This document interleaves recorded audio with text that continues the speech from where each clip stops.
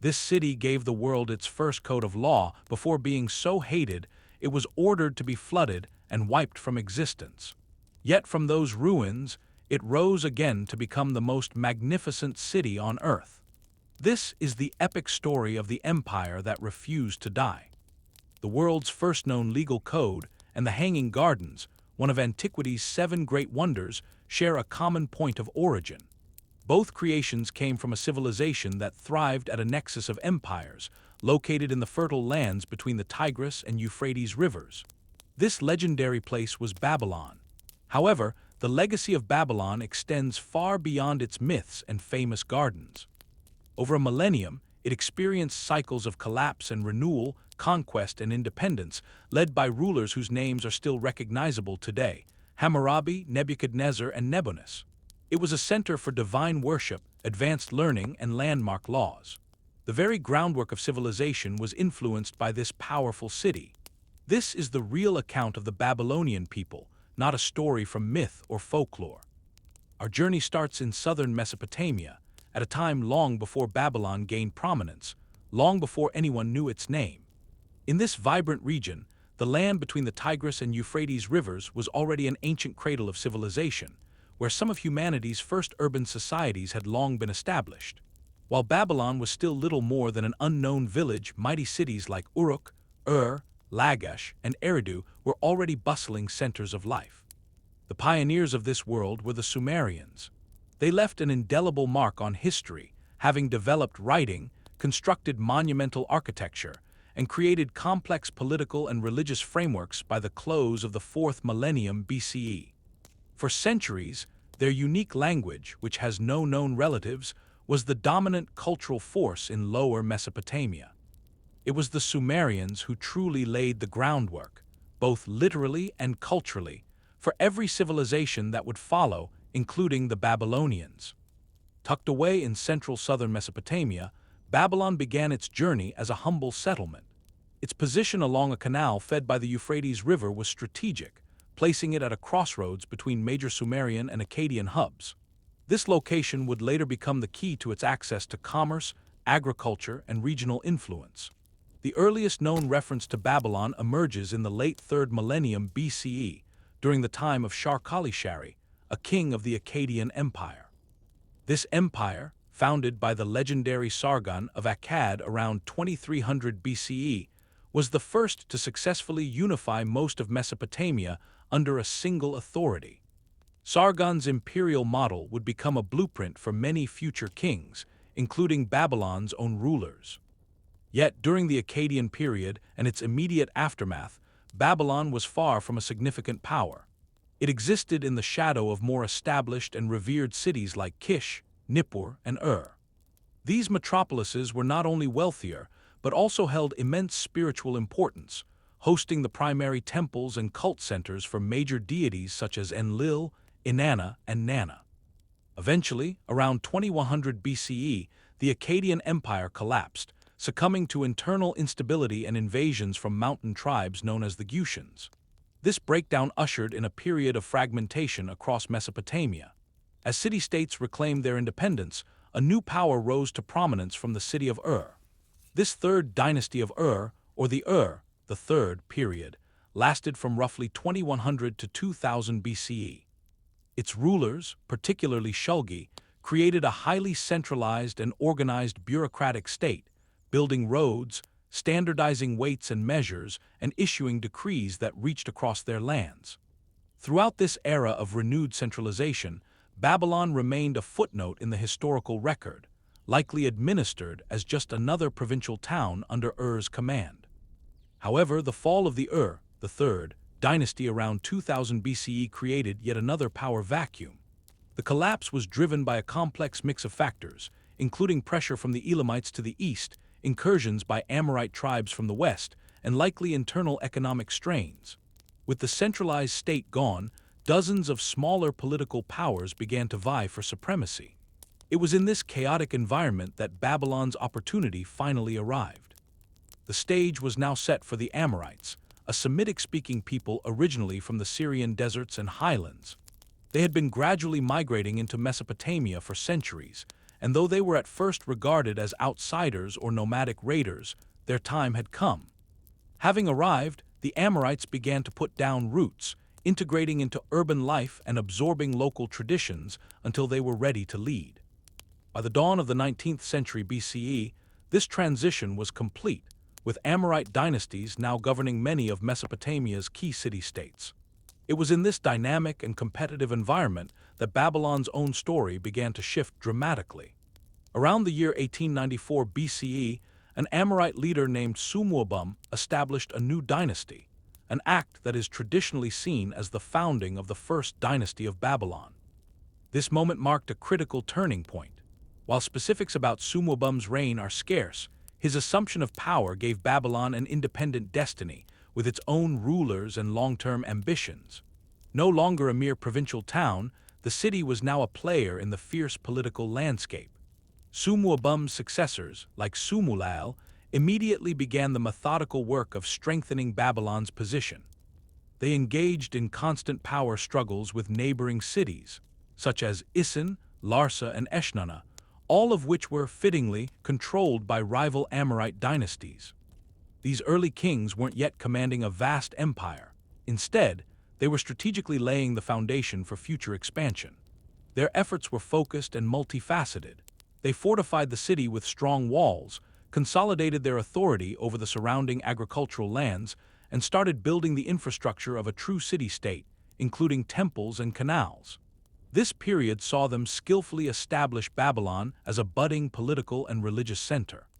A crucial part of this transformation was the elevation of the city's patron god, Marduk.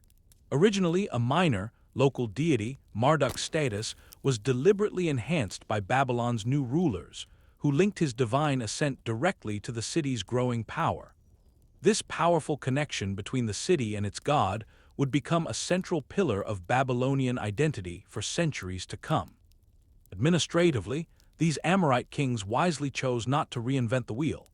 They adopted the established Sumerian and Akkadian institutional models, and scribes continued to use the cuneiform script. Both the Sumerian and Akkadian languages remained in use for official records, demonstrating a fusion of new leadership with ancient traditions.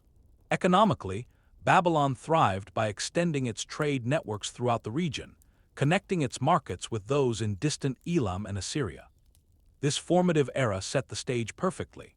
By the time Hammurabi ascended to the throne in the early 18th century BCE, Babylon was primed to take a more dominant role in Mesopotamian affairs. Through generations of cultural inheritance, migration, and shrewd political maneuvering, the city had developed the identity, resources, institutions, and strategic position necessary to challenge its rivals and become a great imperial power. With a solid foundation in place, Babylon's early kings embarked on a mission of deliberate expansion. The objectives driving their actions were crystal clear: to secure vital food supply lines, to consolidate military strength, and to assert control over the region's most important trade routes. Instead of sweeping, dramatic campaigns, these conquests were methodical and strategic. This patient process of growth continued under a succession of rulers, Sabium, Ahilsin, and Sin-Muballit. Babylon slowly transformed from a local power into a formidable regional force through a combination of calculated military actions, strategic political marriages, and the administrative integration of new territories. Each king passed on a kingdom that was slightly more powerful than the one he had inherited, boasting improved infrastructure, growing religious prestige, and a more sophisticated system of governance. A major development during this early phase was the strategic elevation of the god Marduk within Babylonian religion. Marduk had begun as a relatively minor deity, but successive kings deliberately raised him to the status of Babylon's patron god, a role traditionally held by powerful deities like Enlil in the city of Nippur. This wasn't just a religious shift, it was a brilliant political maneuver. By promoting Marduk and skillfully blending his identity with older, more established gods, Babylon's rulers were forging a unique divine legitimacy to underpin their authority and set their city apart from its rivals. Alongside this, these kings used the traditional tools of Mesopotamian kingship to reinforce their power. They commissioned grand temples, oversaw the construction of life-giving canals, and enacted legal reforms. While these actions weren't new innovations, they served as essential public symbols of a king's competence and his favor with the gods. Managing the delicate balance of river irrigation was critical to Babylon's prosperity, and these investments in agricultural infrastructure yielded massive dividends in the form of population growth and economic stability. By the time Sennacherib was on the throne in the early 18th century BCE, Babylon's position had grown increasingly secure. His rule, which lasted for several decades, saw the continued development of the city and its surrounding settlements.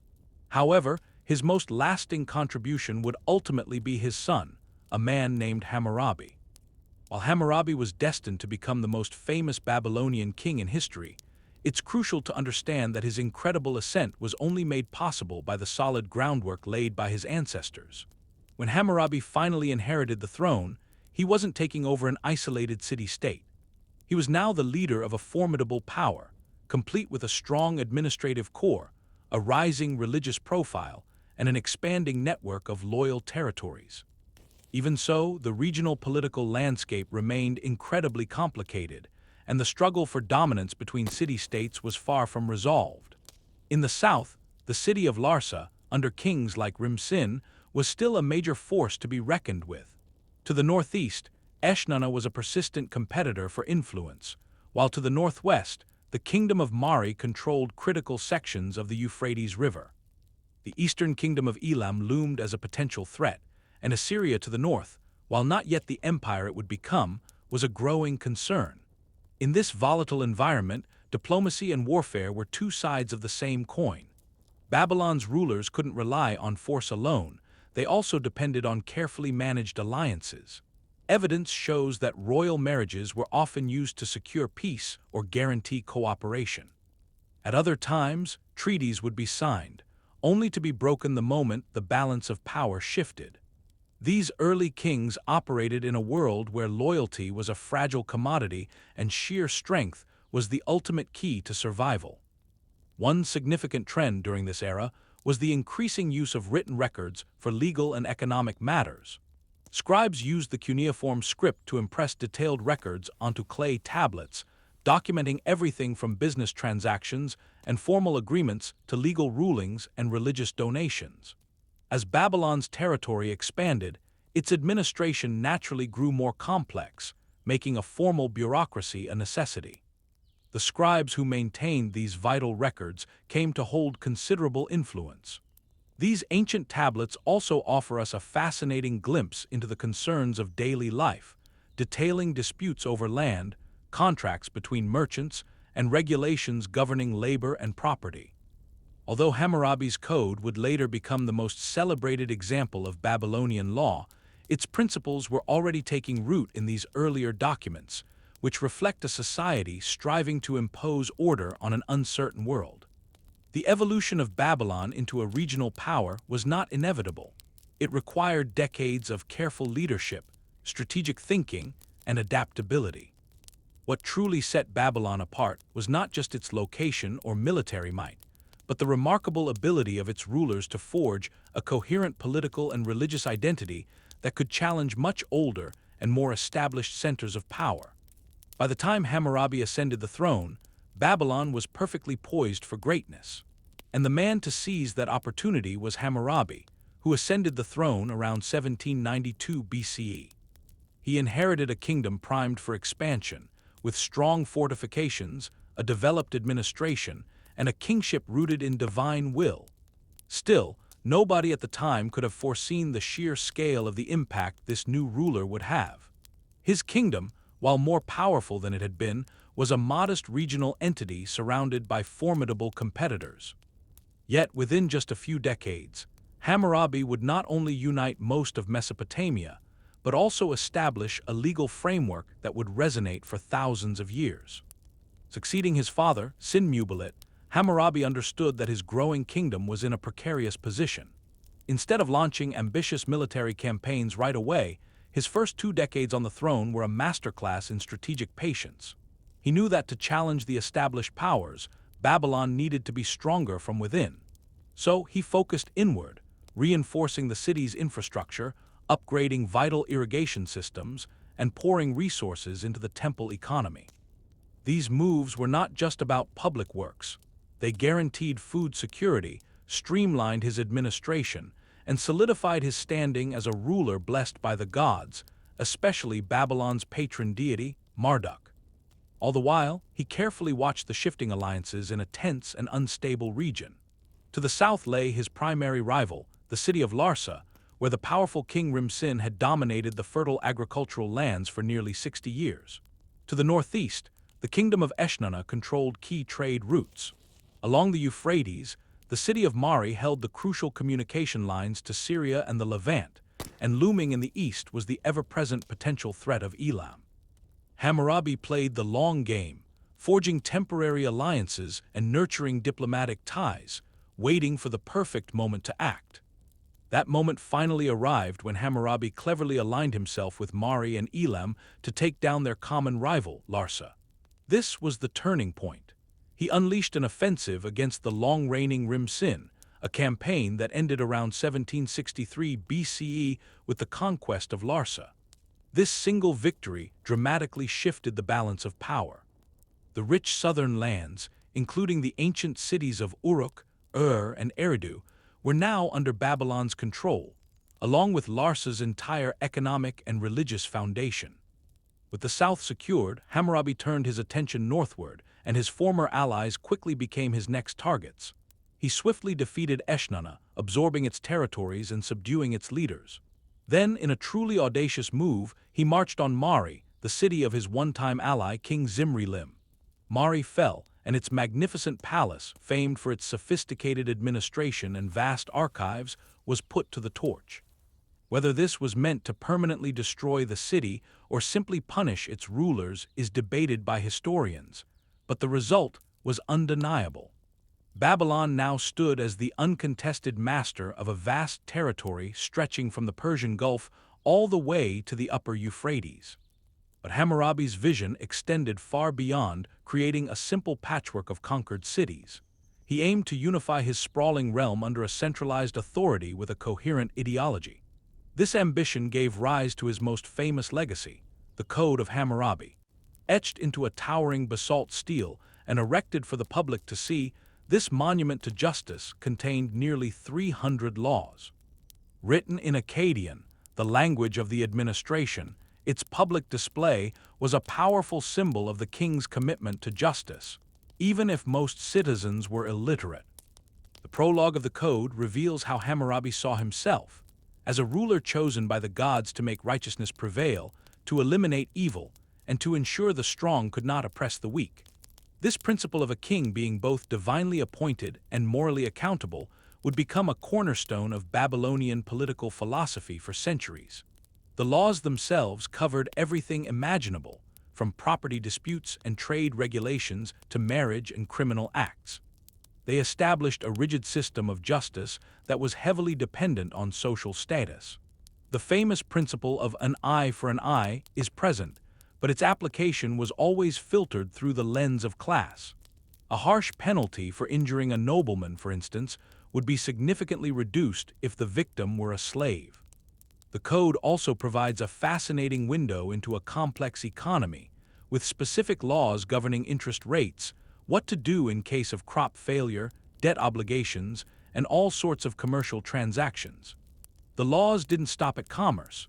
They reached deep into the home, regulating family life with provisions for inheritance, adultery, and divorce. Taken as a whole, the code reveals a society that was remarkably organized, legally advanced, and fundamentally concerned with upholding social order. Now, Hammurabi wasn't the first Mesopotamian king to lay down the law. Rulers like Ur-Nammu and Lipitishtar came before him. His code, however, was vastly more comprehensive and served a greater symbolic purpose. It transcended being a mere legal document to become a powerful political statement, uniting the patchwork of peoples in his empire under one cohesive set of principles. Beyond his legal achievements, Hammurabi was also a prolific builder. He undertook massive public works, restoring sacred temples, upgrading vital canal systems, and strengthening the walls of his cities. These projects were brilliant moves, serving both practical and ideological functions. On one hand, they improved the lives of his subjects. On the other, they publicly showcased the king's devotion to the gods and his people. The restoration of temples, which were the economic and spiritual hearts of the cities, was particularly effective in cementing Hammurabi's reputation as a devout and competent leader. For over 4 decades, Hammurabi's rule was absolute. By the time his reign concluded, Babylon stood as the unchallenged center of the Mesopotamian world. The city's patron god, Marduk, had been elevated to the highest position in the divine pantheon, transforming Babylon into the region's primary religious and administrative capital. Yet the story of empires built by a single, brilliant leader often follows a familiar, tragic arc. The state Hammurabi constructed could not long outlive him. The successors he left behind found it incredibly difficult to maintain the vast territory he had conquered. It took less than a generation for rival powers to begin pushing back and reasserting their own strength. A combination of invasions from the east and simmering unrest within the provinces began to methodically chip away at the foundations of Babylonian dominance. Even so, the cultural and ideological footprint of Hammurabi proved far more durable. Scribes continued to copy and study his legal code for centuries after his death. His vision of kingship, one guided by divine will, justified by morality, and grounded in law, would serve as a blueprint for future monarchs not just in Mesopotamia, but across the entire ancient Near East. Hammurabi was immortalized as the model king, celebrated more for his governance than his conquests. The empire he had forged was an immense and complicated entity, stretching from the Persian Gulf all the way to the Zagros mountain foothills and along the Euphrates corridor. But as history so often teaches us, what one generation painstakingly builds, the next must fight desperately to preserve. Following Hammurabi's death around 1750 BCE, Babylon embarked on a slow, inexorable slide into instability. Over the next 100 years, internal strife, external invasions, and the sheer difficulty of ruling such a diverse empire caused the first dynasty of Babylon to weaken, break apart, and ultimately collapse. The daunting task of holding it all together fell to his son, Samsuiluna, who would rule for nearly 30 years. From the moment he took the throne, the challenges were immense. He had inherited a mighty empire, but it was one held together by recent conquests, brittle alliances, and local leaders who were still resentful of being subdued. Loyalty was a thin veneer, and open resistance didn't take long to surface. Early in Samsuiluna's reign, a massive rebellion ignited in the south. Great cities that Hammurabi had absorbed, such as Uruk, Isin, and Larsa, rose in revolt. These weren't small disturbances. They were full-scale uprisings that threatened to rip the entire southern half of the empire away from Babylon's grasp. The reasons were a mix of political and economic grievances. Local ruling classes chafed under Babylon's centralized authority, while the general populace grew to resent the heavy burdens of imperial taxation and forced labor. Samsuiluna's response was swift and brutal. His armies marched south, crushing the rebellions and making examples of key cities to discourage future resistance. The city of Uruk, once a shining beacon of Sumerian civilization, was sacked so completely that it would never again reclaim its former prominence. But these military victories came at an enormous cost, both materially and psychologically. Pouring resources into a war against his own subjects drained the imperial treasury, while the destruction of major cities crippled the southern economy. Meanwhile, as Babylon was distracted, new threats were emerging on its borders. Down in the southeastern marshlands of Lower Mesopotamia, a rival power known as the Sealand Dynasty began to take shape. This obscure kingdom, likely led by local elites who had always resisted Babylonian rule, successfully carved out its own territory in the swampy, inaccessible regions near the Persian Gulf. While much about them remains a mystery, the Sealand rulers became a persistent problem for Babylon, seizing control of crucial waterways and trade routes. For generations, Babylonian kings would try and fail to dislodge them. Babylon was also losing its grip in the north and northeast. The kingdom of Eshnunna, which Hammurabi had only temporarily brought to heel, reclaimed its independence, and other city-states soon followed its lead. The political unity that Hammurabi had imposed by force was rapidly disintegrating, and Samsuiluna spent most of his reign in a desperate struggle just to hold onto the pieces. This pattern of gradual decay continued under his successors, Abiesha, Amidatana, Amisajuka, and Samsuditana. While these kings maintained the official facade of power, their actual control was constantly eroding. They increasingly turned their focus inward, to religious ceremonies, legal administration, and infrastructure, but proved largely powerless to halt the empire's fragmentation. One of these later kings, Amisajuka, is especially remembered for the religious and astronomical records produced during his reign. His era yielded detailed observations of the stars and planets, reflecting a growing Babylonian fascination with celestial events. These early records would become the very foundation of Babylon's legendary astronomical tradition. And yet, while scribes in the temples of Marduk were busy charting the heavens, Babylon's hold on the world below continued to slip away. By the time of Samsuditana, the last king of the dynasty, Babylon was a shell of its former self, left enfeebled, isolated, and completely vulnerable.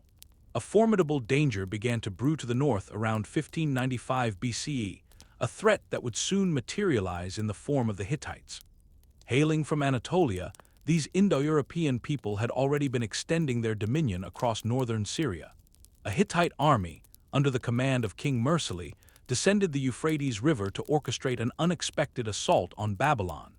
The sacking of the city was an event that sent shockwaves throughout the ancient world. After looting its temples and carrying off its treasures, the Hittite forces simply turned around and marched back north. Their goal was never to occupy Babylon. The entire campaign had the hallmarks of a large, meticulously planned raid. The damage, however, was catastrophic. This devastating raid was the final blow that completely fractured the remnants of the First Dynasty. With the city's fall, the reign of Samsuditana came to an end, and with him, the great dynasty established by Hammurabi collapsed. Babylon was left adrift without leadership and open to attack, and it would take several years for any new power to successfully assert its control. In the chaotic aftermath of the Hittite withdrawal, a power vacuum emerged, creating an environment where various factions could vie for supremacy. One of these groups was the Kassites, a people originating from the Zagros Mountains to the east. While they were a known entity in Mesopotamia, having frequently worked as mercenaries or settled along the borders, the Kassites started to pursue their ambitions with a newfound aggression. Their rise wasn't immediate, as Babylon first had to endure more instability, with the Sealand dynasty continuing its independent rule in the south and other minor powers possibly controlling the city for brief periods. This era is shrouded in mystery, a time of fragmentation and uncertainty that historians consider a dark age due to the scarcity of surviving records. The collapse of Babylon's first dynasty provides several timeless lessons about ancient empires.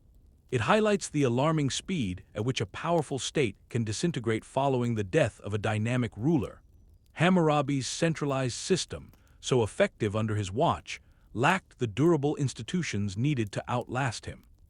The event also underscores the inherent limitations of military might, proving that while conquest can subjugate cities, it cannot secure their allegiance without proper administrative integration and the support of the local populace. Finally, the dynasty's fall is a stark reminder of the relentless pressures from both internal conflicts and external threats that were a constant reality in ancient Mesopotamia. Yet, despite this political collapse, the rich legacy of the First Dynasty endured. The profound cultural, legal, and religious innovations of Hammurabi's era had become deeply woven into the fabric of Babylonian society. Future rulers would often look back at this period as the gold standard for legitimacy and divine blessing. As Babylon slowly began to heal under new leadership, it embarked on a new chapter of its story, defined by Kassite authority, remarkable long-term stability, and an unexpected cultural renaissance. Out of this period of disruption and vulnerability, one of the most stable and long-lasting regimes in Babylonian history, the Kassite dynasty, arose. Ruling for over 4 centuries, the Kassites hold the record for the longest reigning dynasty in the city's history. Their era may lack the epic flair of Hammurabi's reign, but it was absolutely essential for rebuilding the city, safeguarding Mesopotamian traditions, and preparing Babylon for its next great revival. The Kassites, a group whose exact origins are debated but are thought to be from the Zagros Mountains, had been part of Mesopotamia's military and political landscape for generations. They seized the opportunity presented by the power vacuum, gradually extending their control over Babylon over several decades of widespread instability. By the early 16th century BCE, a Kassite king named Agum II, also known as Agum Kakrime, had cemented his dynasty's rule. He cleverly positioned himself as a figure of restoration, dedicated to bringing back order and piety.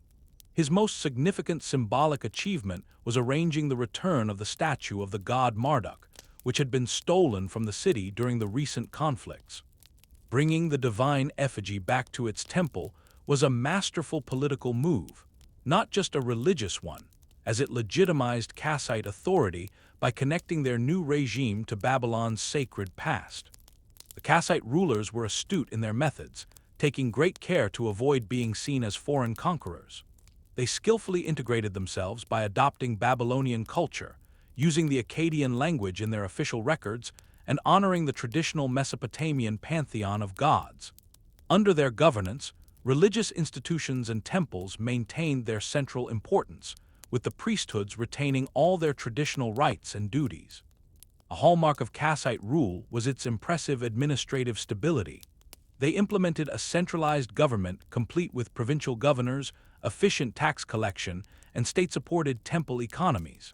The practice of awarding land grants became a key instrument of their statecraft.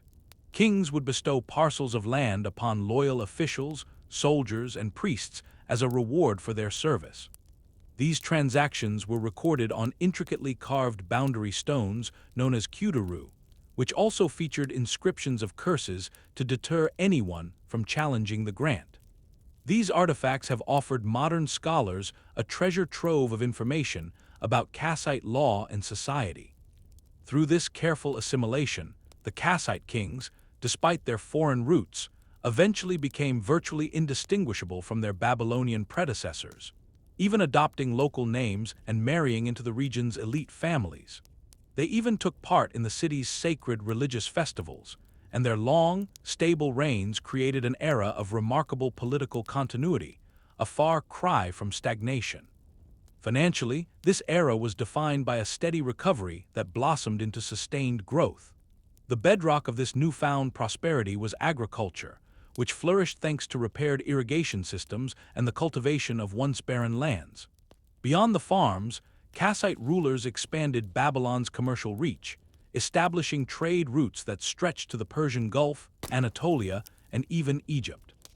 This commerce saw Babylonian textiles, grain, and crafts flow outwards in exchange for vital imports like metals, timber, and exotic luxury items. Perhaps most impressively, this period saw Babylon step onto the world stage as a major diplomatic player. During the 15th and 14th centuries BCE, Kassite Babylon engaged with the other great powers of the Late Bronze Age, including the Hittites, the Mitanni, the Assyrians, and the Egyptians. These international ties were cemented through official letters, lavish gifts, and strategic royal weddings. We have incredible proof of this in the Amarna archive, a cache of diplomatic tablets discovered in Egypt from the time of Pharaoh Akhenaten. Within these letters, Kassite kings refer to the pharaoh as their brother, a term signifying their equal standing. They discuss the exchange of precious materials like lapis lazuli, fine horses, and gold, painting a picture of an ancient global order built on a delicate balance of power, with Babylon as a key member. Culturally, the Kassites chose to be curators rather than revolutionaries. The esteemed scribal tradition continued uninterrupted, with scholars diligently copying and preserving ancient Sumerian and Akkadian literature. The kings themselves funded the grand restoration and expansion of temples throughout Mesopotamia, especially in the great religious centers of Babylon and Nippur. Sacred to the god Enlil, Nippur in particular thrived as a center of spiritual and intellectual life. Artistically, Kassite influence was subtle yet unique. Cylinder seals from this time feature incredibly detailed designs that skillfully weave together traditional Mesopotamian imagery with distinct Kassite symbols. While temple and palace architecture followed established forms, the Kassites introduced a truly novel innovation: the widespread use of Kudaru stones. These carved boundary stones were masterpieces that merged law, religion, and art, standing as a unique contribution to Mesopotamian culture. They didn't just document land grants. They were adorned with divine emblems, astronomical symbols, and powerful curses to protect the owner's claim. Of course, this long period of stability wasn't entirely peaceful. The Kassites faced recurring threats from their neighbors, Assyria and Elam, who were both eager to expand their own territory. These tensions resulted in border skirmishes, diplomatic standoffs, and even brief enemy occupations, but for the most part, the Kassite kings kept a firm grip on their Babylonian heartland. Yet, by the end of the 13th century BCE, the foundations of their rule began to crack. A combination of internal decay, disruptions to vital trade routes, and growing external threats started to wear down Kassite power. The entire geopolitical map was being redrawn. The Hittite Empire was fading, the Mitanni kingdom had been swallowed by its neighbors, and Assyria was growing dangerously ambitious. The fatal blow came in the 12th century BCE from the east. A revitalized Elam, led by the formidable King Shutruk-Nakhunta, unleashed a catastrophic invasion into Mesopotamia. Around the year 1155 BCE, the Elamite army stormed the city of Babylon itself. They plundered its magnificent temples and, in a devastating act of sacrilege, stole the sacred statue of Marduk, the city's patron god. This humiliating defeat was the final nail in the coffin for the Kassite dynasty. The fall of the Kassites plunged Babylon back into an age of political chaos and foreign rule. But the legacy of their long reign couldn't be wiped away.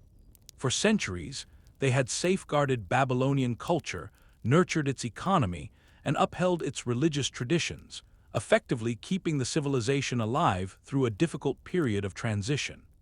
These foreign rulers had become so deeply integrated into Babylonian society that their story became one of preservation and resilience, an often underappreciated chapter of restoration.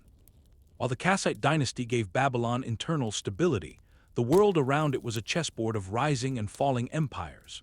This era, known as the Late Bronze Age, was dominated by a handful of great powers all competing for influence.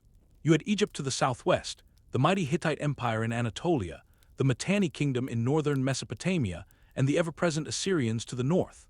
Kassite Babylon was a key player in this complex network of alliances, rivalries, and conflicts. One of its most important relationships was with the Hittites. After expanding from their Anatolian homeland under powerful kings like Suppiluliuma I, the Hittites controlled a vast territory. Although Babylon and the Hittite Empire were separated by distance, their interests frequently crossed in matters of trade and diplomacy. Unlike the devastating Hittite raid that had ended the first Babylonian dynasty centuries earlier, direct warfare between the two was uncommon in the Kassite period. Instead, their interactions were primarily built on diplomatic ties and cultural exchange. This entire era was defined by a profound transformation in how these great powers interacted with one another. The major kingdoms of the Late Bronze Age formed what many historians now call an exclusive diplomatic club of kings. Members of this unofficial network were the major players of the era: Egypt, the Hittite Empire of Hatti, Mitanni, Assyria, and of course, Babylon. A sense of equality defined their relationships, which were managed through a delicate dance of formal letters, strategic royal weddings, and the reciprocal exchange of valuable gifts. We get an incredibly rare and detailed look into this world of diplomacy thanks to the Amarna letters, a collection of tablets found in Egypt from the 14th century BCE. This archive contains numerous messages sent by Babylonian monarchs directly to the pharaohs of Egypt. While the language in these communications is official, it carries a friendly and respectful tone. For instance, Babylonian kings called the pharaoh brother, a special title reserved exclusively for leaders who saw each other as political peers. The content of these messages tells us a lot about what was on the minds of these Bronze Age rulers. From Egypt, the kings of Babylon would ask for shipments of gold, fine horses, and exquisite fabrics. To reciprocate, they would send back precious lapis lazuli, high-quality clothing, and their own well-trained horses. Another key diplomatic tool was marriage, with Kassite princesses often being sent to live in foreign courts to help build and solidify alliances. Yet the Babylonian kings sometimes lodged complaints, feeling that the gifts they received weren't as valuable as the ones they sent, highlighting just how crucial honor and equality were in this system. Dealings between Babylon and the Hittites were typically careful and measured, but that didn't stop tensions from flaring up from time to time. The main friction points were the border regions where their spheres of influence met, especially in northern Syria, which became a hotbed of strategic competition. Major cities in the area, such as Katna and Aleppo, would frequently switch their loyalty based on which empire seemed more powerful at the moment. For their part, Babylonian leaders aimed to protect their own interests in the region while avoiding an all-out war. And they were largely successful, as these conflicts usually played out as political maneuvering instead of escalating into full-blown invasions. Looking at the bigger picture, this period was also defined by an incredible amount of cultural exchange. The administrative language of Babylon, Akkadian, effectively became the common tongue for diplomacy throughout the entire Near East. This meant that even Hittite officials and Egyptian scribes learned how to read and write in the cuneiform script. Major international agreements, like the famous treaty between the Hittites and Egyptians after the Battle of Kadesh, were frequently written in Akkadian, despite it not being the native language of either side. The city's cultural sway was also boosted by its reputation in religion and literature. Important texts like the Enuma Elish, which tells the Babylonian creation story featuring the god Marduk, were copied and shared among royal libraries far beyond Mesopotamia's borders. Similarly, Babylonian practices of divination and astrology became popular across the region, as other rulers wanted to interpret the god's will and foresee what was to come. Despite the Hittite homeland being far to the northwest, their civilization and Babylon's had some striking religious similarities, like a complex family of gods and the concept of divine kingship. This has led some historians to believe that Babylonian myths and rituals might have indirectly shaped the religious traditions of the Hittites. A constant stream of both goods and ideas was guaranteed by the trade routes that linked Mesopotamia to Anatolia, the Levant, and the Persian Gulf. Skilled artisans in Babylon created top-notch pottery, textiles, and metalwork that found their way to faraway markets. In exchange, Babylon brought in timber from Lebanon, horses from the steppe, tin from the east, and lavish goods from places as distant as Egypt and Cyprus. But even with all these thriving connections, the region's overall stability was never a sure thing. The Late Bronze Age was certainly a prosperous time, but it was also an era of rising tensions. Assyria, once a relatively minor kingdom, was starting to flex its muscles on the international stage. With these power dynamics in flux, Babylon found itself having to carefully navigate an increasingly dangerous diplomatic landscape. The response from Babylon's kings was to reinforce their own government at home while simultaneously building relationships with several major powers. This strategy successfully protected Babylon's independence and let it remain a key regional player without spreading its military too thin. As the 13th century BCE drew to a close, the delicate balance of power across the Near East started to crumble. The first signs of trouble were clear. Trade routes began to fail, rebellions sparked up from within, and pressure from outside forces grew stronger. The ultimate fall of the Hittite Empire, combined with the massive upheavals of the 12th century BCE, an event often called the Bronze Age collapse, would dramatically affect Babylon and everyone around it. However, in the centuries leading up to that great disruption, Babylon shone as a beacon of diplomacy and culture. Its rulers wrote letters to pharaohs, traded presents with kings in Anatolia, and safeguarded a legacy of knowledge that would outlast the fall of empires. When the 13th century BCE transitioned into the 12th, the Kassite dynasty, which had ruled Babylon for a very long time, started to show signs of weakness. Kassite kings had provided over 4 centuries of relative stability and consistency, blending their foreign roots with local customs to govern effectively and become part of the Babylonian world. But with the region's power structure changing, Babylon was unable to shield itself from the growing external pressures. This decline in Kassite power was not a sudden event. Instead, it was a gradual decay of their influence, caused by a combination of weaknesses at home and more hostile threats from abroad. For centuries, Babylon had successfully navigated countless geopolitical storms.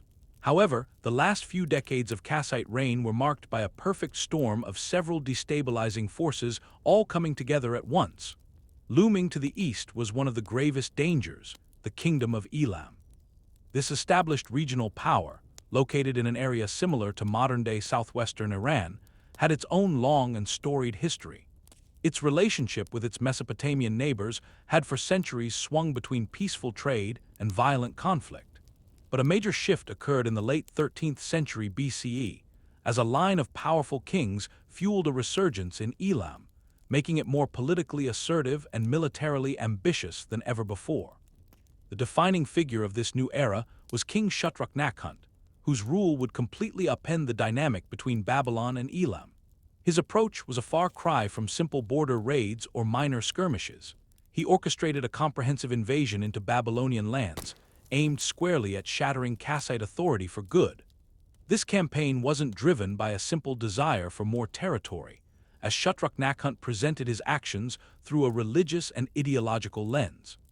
He declared that he was fulfilling the will of the Elamite gods, delivering punishment to Babylon for its supposed transgressions and re-establishing divine order, a common tactic for ancient rulers seeking to legitimize their wars, and one that conveniently justified the systematic looting of Babylon's priceless cultural and religious artifacts. The results of the invasion were catastrophic.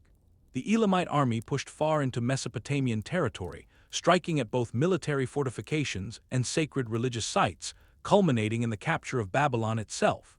Once inside, the Elamites plundered the grand temples, taking ritual items and religious statues, most notably the cherished effigy of the god Marduk. This was far more than a symbolic act of conquest. It was a profound blow to the very soul of Babylonian identity. To the people, the abduction of Marduk's statue signaled that the gods themselves had forsaken the city, triggering a crisis that was just as spiritual as it was political. Enlil-nadin-Ahai, the reigning Kassite king, was vanquished and probably transported to Elam as a captive, where he is thought to have died. With his defeat, the Kassite dynasty was finished, bringing a dramatic close to a 400-year-long story of steady consolidation and thoughtful cultural assimilation. In the aftermath of the Elamite victory, Babylon spiraled into an era of political disarray. The city lacked a single ruling dynasty for years, with power shifting frequently between various competing factions. This power vacuum, created by the Kassites' fall, attracted a host of contenders, from local chieftains and ex-governors to other regional rivals. Interestingly, Elam's own dominance faded soon after this great triumph, and its occupation of Babylon proved to be brief before its forces were expelled. Yet, the destruction they wrought was permanent, leaving behind a disrupted administration, a shamed priesthood, and a political foundation that had been rocked to its core. A succession of fleeting dynasties emerged from the chaos, each trying to re-establish order. Among them were the Second Sealand dynasty, based in the southern marshes, and the Isin dynasty, which aimed to reclaim authority over central Babylonia. But every one of these efforts was regional in scope and limited in its success, failing to reunite the lands as the Kassites once had. The Isin dynasty, especially, made significant attempts to bring back Babylon's former glory. Its rulers highlighted their links to ancient customs, rebuilt temples, and created royal records that proclaimed a connection to the past. However, these were actions born of reaction, not vision. They were focused on restoring what was gone instead of innovating or pushing for expansion. All the while, the true center of Mesopotamian power was moving elsewhere, leaving a diminished Babylon fighting for relevance as a formidable new force grew stronger in the north. Assyria. Led by rulers like Ashurbanipal and Tukulti-Ninurta, the Assyrian kingdom, once a modest state in the upper Tigris region, was transforming into a highly centralized and militaristic machine, committed to building an empire. This left a fractured and weakened Babylon dangerously exposed. Soon enough, Assyria would impose its will on the south, initiating its own military campaigns and placing compliant puppet kings on the throne. This turn of events would usher in the next great chapter of Babylonian history, one characterized not by freedom, but by intense rivalry, frequent rebellion, and a constant battle to win back its independence. Ultimately, the collapse of the Kassite dynasty represented a pivotal moment of change. It concluded Babylon's longest-ever period of political calm and heralded the dawn of a far more chaotic age. The Kassite legacy of cultural flourishing, sophisticated international relations, and steadfast continuity was quickly overshadowed by an era where raw military strength and the right to rule were perpetually in question. Still, through all this turmoil, the core of Babylon persevered. Surviving legal and religious systems held the memory of Kassite governance. Scribes tirelessly copied ancient manuscripts, priests kept reciting hymns to Marduk, and the city's inhabitants, facing invasion and political chaos, ensured that Babylon itself would live on. While Babylon's culture endured, its political stability was about to be shattered by a powerful northern neighbor. As the city wrestled with internal disorder, a rising Assyria under Ashur-uballit, I perceived a moment of weakness. In the late 14th century BCE, the Assyrian king made a decisive move, directly intervening in Babylonian affairs by placing his own grandson on the throne. This act initiated a long and turbulent relationship between the two powers, one that would swing wildly between periods of reluctant cooperation, coerced submission, and outright violent revolt. Initially, Assyrian meddling in Babylon was handled with a degree of subtlety. Instead of direct rule, Assyria preferred to operate through proxies, installing local figureheads who pledged their loyalty to the Assyrian monarch. These puppet kings maintained a facade of independence while paying tribute and implementing policies favorable to Assyria. But this veneer of control was thin, as deep-seated resentment simmered among Babylon's nobility and clergy, who considered these foreign-supported leaders illegitimate usurpers. The city's religious traditions were the bedrock of its identity, with the god Marduk serving as a divine guardian whose role was far from symbolic. For any monarch to rule effectively, they had to show appropriate respect for Marduk, or else face losing the support of the influential priesthood. This fundamental clash between indigenous religious power and external political domination would define Babylon's narrative for generations. This delicate balance was shattered in the 13th century BCE by an Assyrian king with a far more aggressive strategy. Tukulti-Ninurta, I abandoned the use of proxies and chose blunt force. He orchestrated a massive military invasion of Babylon, successfully captured the city, and took the unprecedented step of declaring himself its king. Then, in an act of profound sacrilege that sent shockwaves across Mesopotamia, he plundered Babylon's sacred temples and carried off the revered statue of Marduk to his own capital, Ashur. This religious violation was an unbearable insult to the entire population, sparking fury among the priests and common people alike. Tukulti-Ninurta may have thought this theft would be a grand symbol of Assyrian dominance, but it completely backfired, galvanizing Babylonian resistance and undermining his rule. His legitimacy was questioned even back home in Assyria, and he was eventually assassinated, a demise likely fueled by court conspiracies and widespread anger over his brutal policies. Following his death, Babylon managed to reclaim a degree of independence, but the overarching pattern of Assyrian interference was now firmly set. For the next few hundred years, Babylonian rulers experienced a political seesaw, alternating between short-lived spans of freedom and long stretches as Assyrian vassals. Assyria was now a permanent, menacing presence to the north, and all of Babylon's political maneuvers had to account for its powerful neighbor. This dynamic intensified in the early first millennium BCE, when Assyria transformed under ambitious kings like Ashurnasirpal II and Shalmaneser III. The Neo-Assyrian Empire began a period of ferocious expansion, its armies campaigning deep into the Levant, through the Zagros Mountains, and into the lands of Elam and Babylonia. Assyria was no longer satisfied with simply being a regional power. It was now forging the ancient world's first true empire. Caught in this new imperial reality, a series of native Babylonian kings attempted a difficult balancing act, trying to acknowledge Assyrian might while simultaneously preserving their own sovereignty. One of the most notable was Nabonidus, who reigned in the 9th century BCE. He poured resources into restoring temples, championed Babylonian culture, and bolstered the priesthood's authority. His efforts sparked a brief cultural renaissance, a bright spot even as the Assyrian threat loomed. But by the time of Shalmaneser III, the pressure from the north became unbearable. Babylonian kings were increasingly cornered into paying heavy tribute and accepting a subordinate role in diplomacy.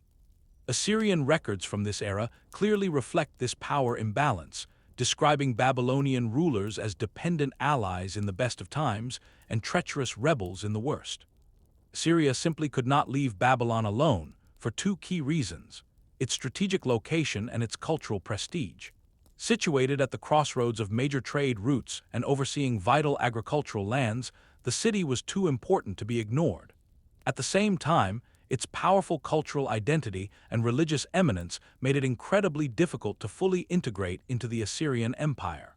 Religion remained a central arena of conflict. Assyrian kings frequently tried to align themselves with Babylonian customs, hoping to curry favor with the local population by restoring temples, paying for rituals, and even taking part in religious festivals. These gestures, however, rarely softened the deep-seated local resentment. To the people of Babylon, the Assyrians were always foreign occupiers. This tension created a predictable and brutal cycle: Babylonian rebellion followed by swift Assyrian punishment.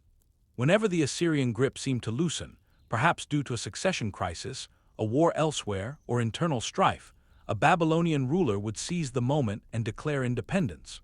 Once Assyria stabilized, it would inevitably dispatch its armies to crush the uprising, execute or depose the local king, and enforce even harsher terms of subjugation. A clear example of this cycle played out during the 9th century BCE reign of Marduk-Shumi I. Beset by internal rivals, he accepted Assyrian military aid to secure his throne.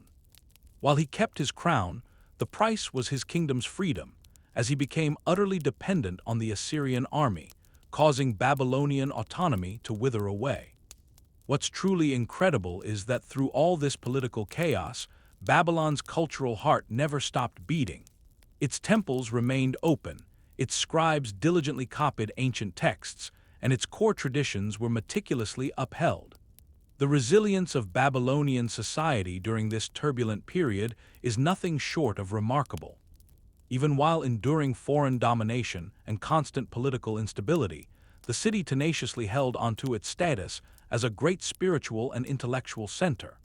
As the 8th century BCE dawned, the friction between Babylon and Assyria was only destined to grow, setting the stage for a series of even more dramatic confrontations. That stage was set by a fundamental shift in Assyrian imperial strategy. Around the middle of the 8th century BCE, the new Assyrian Empire stopped influencing Babylon from a distance with puppet rulers and tribute demands. A new, far more aggressive phase began with Tiglath-Pileser III, who seized the Assyrian throne in a 745 BCE palace coup. He ushered in a hands-on method of control that would permanently alter Babylon's political landscape. His reign wasn't just a military turning point, it revolutionized imperial administration. Tiglath-Pileser restructured his empire into a network of provinces governed directly by loyal officials. This streamlined system was incredibly effective at funneling resources to Assyria and stamping out rebellion. Soon, this powerful new model would be turned upon Babylon. On the Babylonian throne during this time was a local king named Nabonidus. His reign was a period of relative peace, and he was known for his dedication to preserving Babylonian culture and history. He oversaw a resurgence in astronomy and timekeeping, even establishing a chronological framework that later historians would use. But while Nabonidus was technically an independent king, Babylon was already under Assyria's shadow. As Tiglath-Pileser expanded his empire into Syria and Palestine, he kept a vigilant eye on his southern neighbor. The Assyrian king presented himself as both a mighty conqueror and a benevolent protector, bringing order but demanding absolute submission and heavy tribute. When Nabonidus died, Babylon descended into chaotic infighting. With rival factions battling for the throne, Assyria saw the perfect chance to take over completely. In 729 BCE, Tiglath-Pileser invaded, deposed the local ruler, and then did something unprecedented. He declared himself the new king of Babylon. For the first time, an Assyrian monarch personally and officially held the Babylonian crown. This was more than a political move. It was a deeply symbolic and religious act. Babylon was the cultural heart of Mesopotamia, home to ancient temples and a powerful priesthood. By taking its crown, Tiglath-Pileser aimed to legitimize his empire with Babylon's divine heritage, not just military might. He played the part, participating in local rituals, making offerings to their chief god Marduk, and upholding the festival calendar. The strategy was partially successful. Some Babylonian elites accepted his rule as preferable to civil war or invasion by rivals like the Chaldeans. The economy kept running and temples stayed open, but deep resentment simmered. To many Babylonians, the Assyrians were simply foreign occupiers. Another rising power during this period was the Chaldeans, a Semitic-speaking people from the southern marshlands. Though sometimes labeled as tribal, they were politically savvy and well integrated into Babylonian life. Their leaders began to see themselves as rightful heirs to the Babylonian throne, waiting for any sign of Assyrian weakness. A Chaldean chief named Uken-Zur perfectly illustrates this. He launched a major rebellion just after Tiglath-Pileser's death in 727 BCE. Though his revolt was ultimately crushed, it signaled the Chaldeans' growing confidence and the deep Babylonian desire for self-rule. This created a persistent problem for Tiglath-Pileser's successors. Ruling as a dual monarch, king of Assyria and king of Babylon, was a difficult contradiction. They were expected to uphold Babylonian traditions, but also had to act as imperial conquerors, extracting tribute and suppressing dissent. Tiglath-Pileser's reign had lasting consequences for Babylonian society. He tried to impose his Assyrian administrative reforms, but with limited success. Local governance was increasingly put under the control of Assyrian officials, diminishing regional autonomy. This centralization of power, while good for Assyria, alienated the Babylonian nobles and city leaders who lost their influence. The economy experienced both continuity and strain. Agriculture remained stable thanks to fertile land and good irrigation, and trade continued. But prosperity was limited by the heavy burden of tribute, the cost of a foreign administration, and disruptions from conflict. Culturally, the legacy was complex. Assyrian attempts to present themselves as legitimate rulers ironically fostered a stronger sense of Babylonian identity in opposition to them. This contrast between occupier and native would shape politics for decades. Babylonian scribes, priests, and the ideal of kingship all persevered, even with a foreigner on the throne. The reign of Tiglath-Pileser III marks a key moment in Babylonian history, a time when its political autonomy was directly and profoundly challenged. Even as Assyrian might directly challenge its autonomy, Babylon's spirit of independence was far from extinguished. Though its political power was curbed, its cultural identity remained a powerful force. Assyria might have held the political reins, but it had not captured the Babylonian soul, where dreams of freedom persisted. These dreams would soon find a powerful new champion in a group rising from the south, the Chaldeans. The Chaldeans were a Semitic-speaking people who thrived in the marshy southern lowlands of Babylonia, near the Persian Gulf. Far from simple nomads, their clans were politically astute and carried significant economic weight. By the late 8th century BCE, their growing influence, combined with widespread discontent among Babylon's population, positioned them as serious contenders for leadership. One Chaldean leader in particular emerged to personify this resistance, Marduk-Apla-iddina II, a name that would be immortalized in Greek sources as Merodach-Baladan. A member of the powerful Bityakin tribe, his early life remains obscure, but by 722 BCE, he had skillfully positioned himself as a champion for a free Babylon. In that very year, opportunity knocked when the Assyrian king Shalmaneser V died, creating a power vacuum. Seizing this moment of political uncertainty, Merodach-Baladan boldly claimed the throne of Babylon. The city's inhabitants, its priests, scribes, and common people, embraced him as a native ruler. a stark contrast to the foreign Assyrians. He immediately set about restoring temples, reaffirming the god Marduk's central place in religious life, and working to re-establish Babylonian sovereignty. And for a remarkable period, he succeeded. Merodach-Baladan ruled an independent Babylon for nearly 12 years, a stunning act of defiance against the mighty Neo-Assyrian Empire. He strengthened his position by forging alliances with neighboring powers like Elam to the east, and may have even conducted diplomacy with kingdoms in the Levant. His reign stands as one of the most significant challenges to Assyrian authority during this century. But the Assyrians were not a power to be ignored. In the north, a new and formidable king, Sargon II, had ascended to the throne.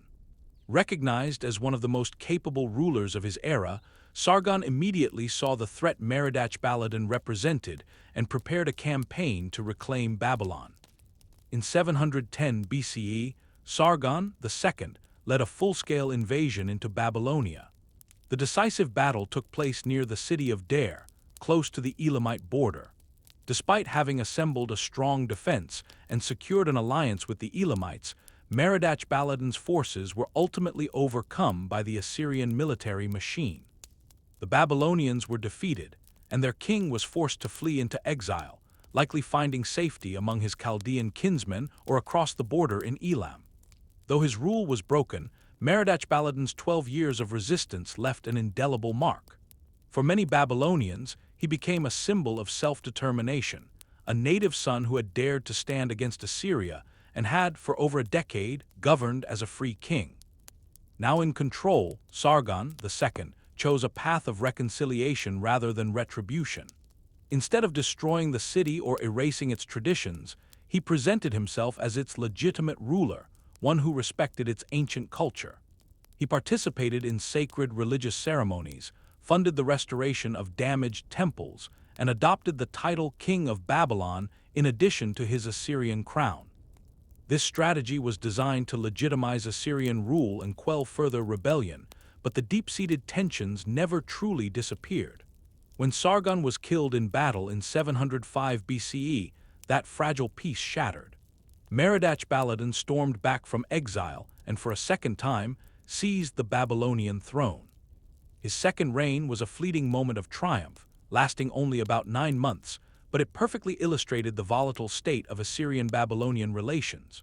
The new Assyrian king, Sargon's son Sennacherib, responded with immediate and overwhelming force. He marched his army into Babylonia, defeated Merodach-Baladan yet again, and drove him from the city for the last time. With this final expulsion, the Chaldean champion's resistance was permanently crushed. He disappears from the historical record, though the legend of his defiance echoed for generations to come. This entire struggle was emblematic of the era's core dynamic: Babylon, fiercely committed to its independence, and Assyria, determined to impose its will through military power and propaganda. Every Assyrian king who claimed dominion over the city had to face a populace that refused to fully accept foreign rule. After Merodach-Baladan's final defeat, however, Sennacherib adopted a far harsher view than his predecessors. The repeated cycles of rebellion and reconciliation had become an intolerable burden on the Assyrian state. Inheriting the throne in 705 BCE, Sennacherib also inherited what he saw as the Babylonian problem, and he approached the city not with the reverence of his father, but with deep-seated suspicion. Tired of endless unrest, he was poised to take drastic, unprecedented action to extinguish Babylon's aspirations for freedom once and for all. This drastic action was the culmination of an utterly chaotic situation in Babylonia. The entire region was a powder keg of rival groups, with Chaldeans, Arameans, Elamites, and pro-Assyrian elites all fighting for control. Their constant power struggles often involved calling in foreign armies, which directly challenged Assyrian rule. To break the cycle, Sennacherib decided against appointing a local noble and instead installed his own son, Ashurnadin-Shumi, as Babylon's king. This attempt to enforce loyalty completely backfired, only making tensions worse. For many Babylonians, having an Assyrian prince on their throne was a grave insult to their heritage. While Assyrian kings had ruled them before, placing the crown prince in charge felt less like a partnership and more like a declaration of permanent subjugation. The situation spiraled out of control when the Elamites, Assyria's long-standing adversaries, made a decisive move. Around the year 694 BCE, an Elamite army invaded, captured Ashur-nadin-shumi, and dragged him back to Elam, where he almost certainly met his end. The abduction and death of his son sent Sennacherib into a rage. It was a humiliating political disaster and a devastating personal blow. In retaliation, he unleashed a furious military campaign against both Elam and the Babylonian rebels. This time, however, Sennacherib was finished with temporary fixes. His perception of Babylon had fundamentally changed. He no longer saw it as a prized, if troublesome, city to be managed, but as a persistent infection that had to be completely purged. The solution he devised in 689 BCE would send shockwaves across the ancient world. Sennacherib gave the order for the absolute annihilation of Babylon. His own royal accounts boast of the terrifying efficiency of his army. They diverted the mighty Euphrates River, turning its waters into a weapon to flood the city and dissolve its mud brick structures. Temples were systematically plundered and leveled. The sacred statue of Marduk, the city's divine patron, was seized and carried away. Every wall was torn down and every building was dismantled brick by brick, until the once great capital was nothing more than a desolate, empty wasteland. In his official inscriptions, Sennacherib framed this brutal act as a moment of divine justice and military glory. He declared that the gods themselves had authorized the city's obliteration as punishment for its endless betrayals. In this narrative, he was merely an instrument of cosmic order, cleansing a corrupted land of its rebellious spirit. He proudly wrote that he had swept the people away like a hurricane and scraped the city's very foundations bare. But not everyone in Assyria celebrated this decision. In the religious worldview of Mesopotamia, Babylon occupied a sacred and unparalleled position as the home of Marduk, the king of the gods. To many, destroying it was a horrifying act of sacrilege. It's highly likely that numerous Assyrian officials and priests viewed Sennacherib's campaign with deep anxiety, fearing that the desecration of holy sites would provoke divine wrath. Indeed, the destruction of Babylon left an indelible stain on Sennacherib's legacy. He would continue to rule for over a decade, overseeing massive construction projects, including the magnificent restoration of his own capital at Nineveh. Yet, his reputation was forever defined by his brutal handling of Babylon. Later Assyrian historical accounts seem to deliberately distance the royal family from his actions.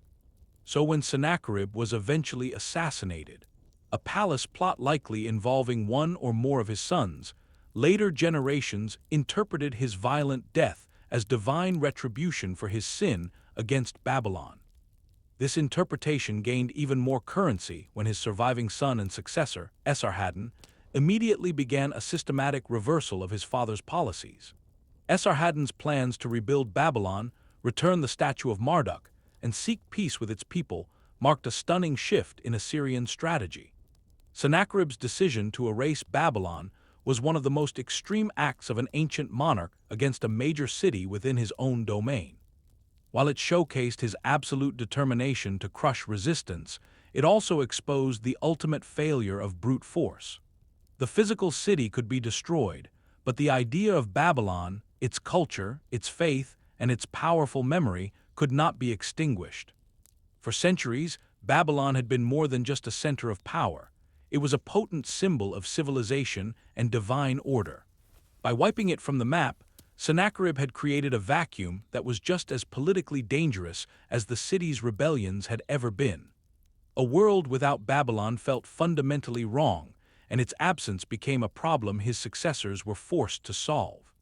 The desolate ruins left by his fury were a grim monument to imperial wrath, but the ancient city's story was far from finished. In the aftermath, a surprising chapter of rebirth began under Sennacherib's successor.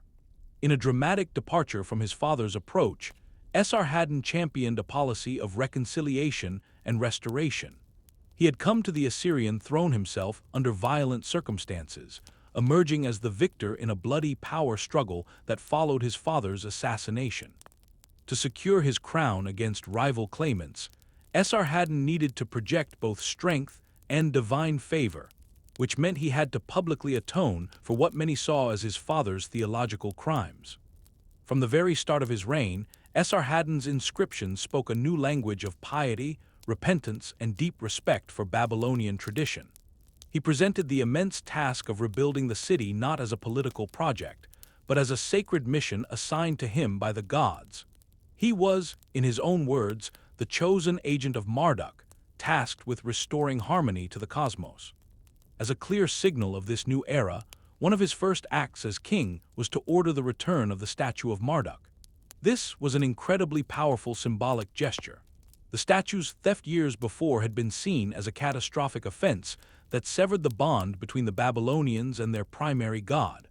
That devastating act of sacrilege had left Babylon spiritually broken, suggesting the city's divine patron had withdrawn his protection entirely. For this reason, Esarhaddon's decision to return the statue of Marduk was a momentous event, signaling a powerful renewal of divine favor and re-establishing Babylon as a legitimate religious heartland once more. The physical rebirth of the city, however, was a far more gradual undertaking. Undertaking this colossal task demanded years of intense labor, a staggering commitment of resources, and incredibly delicate political maneuvering. Esarhaddon issued a decree for the full restoration of the city's temples, placing special emphasis on the magnificent Esagila complex, the sacred home of Marduk. This renewal project extended far beyond just the religious sites. Massive city walls, imposing gates, official administrative structures, and the everyday residential neighborhoods all rose from the rubble. Inscriptions from Esarhaddon's reign illuminate the deeply ceremonial nature of this reconstruction. To ensure every religious protocol was flawlessly followed, he made a point of invoking age-old Babylonian rituals and consulting with the local priesthood.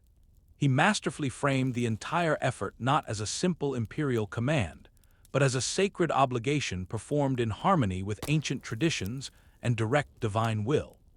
On the political front, Esarhaddon worked diligently to heal the wounds his father had inflicted upon the Babylonian elite. For priestly families who had been displaced or stripped of their status, he restored their lands and traditional privileges. He also strategically placed Babylonian officials back into positions of local authority, a clever move that granted a significant measure of self-governance while keeping the region firmly under Assyrian oversight. This inclusive strategy proved incredibly effective at stabilizing the volatile territory. As a result, many Babylonians came to view Esarhaddon not as another foreign conqueror, but as a genuine restorer of justice and order. His conciliatory approach successfully neutralized much of the deep-seated animosity that had festered during Sennacherib's brutal reign. While underlying tensions certainly hadn't vanished, the general climate in Babylon became remarkably more peaceful under his rule.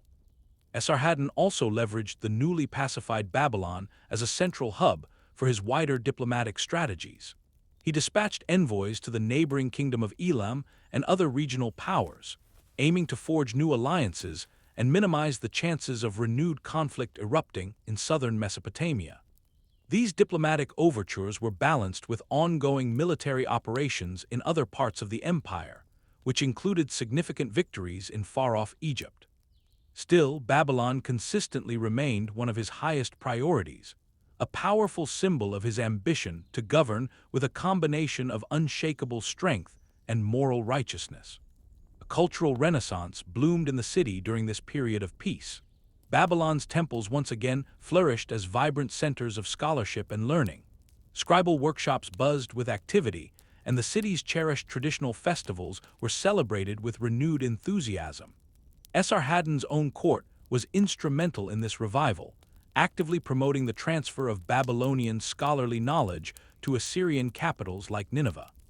This intellectual exchange laid the groundwork for his son and successor, Ashurbanipal, who would famously assemble his great royal library at Nineveh using countless texts that were meticulously copied from Babylonian originals. Of course, Esarhaddon's policies of reconciliation were not universally celebrated. Back in the Assyrian heartland, some influential figures in the military and political establishment saw the immense investment in Babylon as both wasteful and dangerously naive. With the memory of Babylon's numerous rebellions still fresh, fears of another uprising always lingered. Nevertheless, Esarhaddon was unwavering in his vision of a balanced empire, one where supreme imperial authority could coexist with a genuine respect for local cultural and religious traditions. As his reign drew to a close, Esarhaddon unveiled a meticulously crafted plan for his succession. He designated his eldest son, Shamash-Shumukin, to be the future king of Babylon, while his younger son, Ashurbanipal, was named the heir to the throne of Assyria. This innovative dual kingship arrangement was intended to create lasting harmony between the two great centers of power. Under this plan, Babylon would be governed by a royal heir specifically trained in its unique customs, while Assyria would stay under the direct authority of the main imperial line. Esarhaddon's great hope was that this structure would properly honor Babylon's distinct identity while simultaneously guaranteeing the overall unity of his vast empire. The succession plan was, in theory, a brilliant and pragmatic solution to a centuries-old problem. In practice, however, it would set the stage for one of the most devastating civil wars in all of Mesopotamian history. But that is a story for later. For now, it is crucial to recognize that Esarhaddon's decision was born from a profound appreciation for Babylon's significance and a sincere desire to forge a lasting peace through a system of shared power. Esarhaddon died in the early 7th century BCE while on a military campaign against Egypt, but his legacy in Babylon would prove to be remarkably resilient. Later Babylonian records remember him not as a foreign tyrant, but as a just ruler and a great restorer who had honored their gods and rebuilt their sacred city, an extraordinary tribute for an Assyrian king to receive. His grand reconstruction of Babylon remains a testament to the incredible fortitude of Babylonian culture, the profound influence of religious symbolism, and the potential for reconciliation even in the wake of total devastation. It was more than a political calculation. It was a spiritual restoration that reaffirmed the city's central place in the Mesopotamian world. This ambitious plan for peace through divided rule, however, was built on a fragile foundation. While Ashurbanipal ruled in Assyria and Shamash-Shumukin ruled in Babylon, the structure was inherently unequal. Assyria was meant to hold ultimate military and political authority, giving Babylon a form of controlled independence under a prince who understood its ways. The entire arrangement was engineered to prevent future conflict. Yet, as history so often demonstrates, peace dictated from the top rarely lasts when powerful ambitions, sibling rivalries, and deep-seated cultural resentments are simmering just below the surface. Within a single generation, Esarhaddon's carefully constructed dual monarchy would completely fall apart, plunging the empire into a brutal and tragic war between brothers.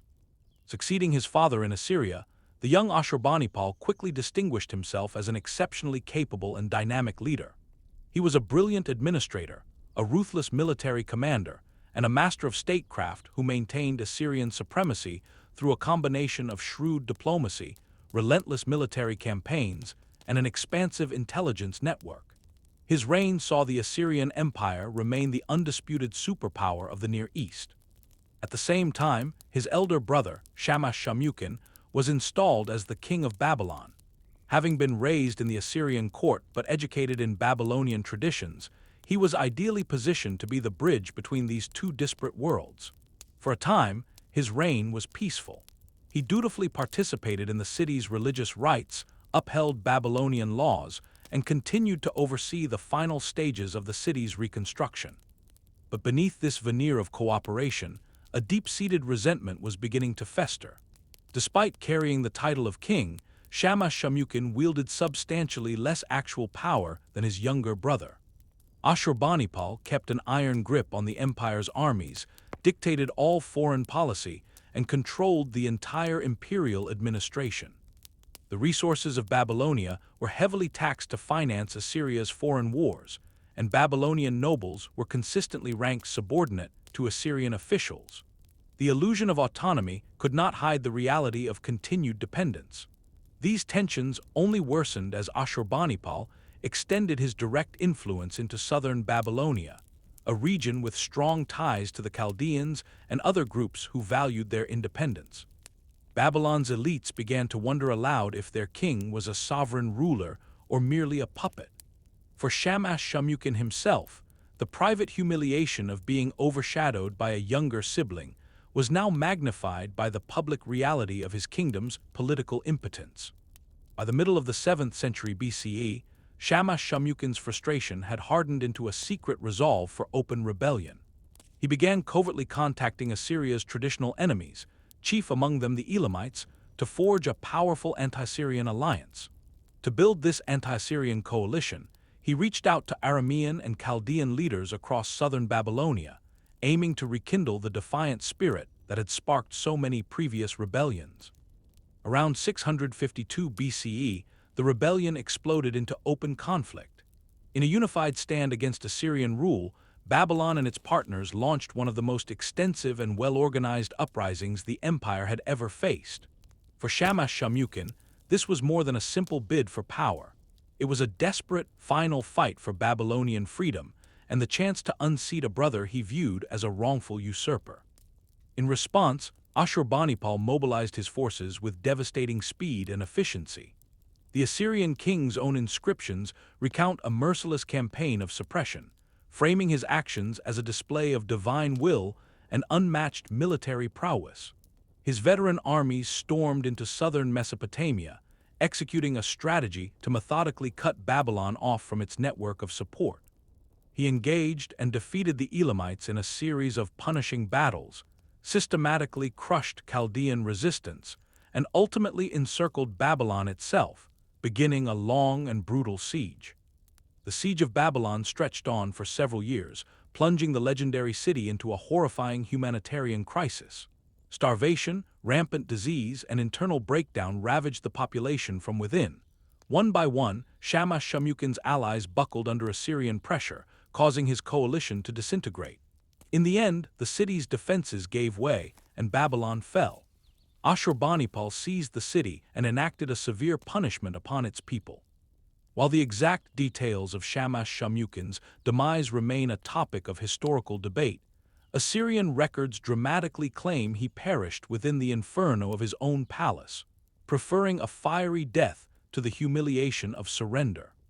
The consequences of the failed rebellion were catastrophic for Babylonia. While the city was spared the total destruction it had suffered under Sennacherib, the damage was immense. Its sacred temples were plundered, its most prominent citizens were either executed or forced into exile, and its political freedom was completely erased. Ashurbanipal re-established absolute Assyrian dominance, installing governors loyal only to him and methodically dismantling any remaining trace of an independent Babylonian monarchy. And yet, in a fascinating twist of history, Babylon's cultural importance proved impossible to extinguish. Despite his ruthless suppression of the revolt, Ashurbanipal continued to champion Babylonian scholarship.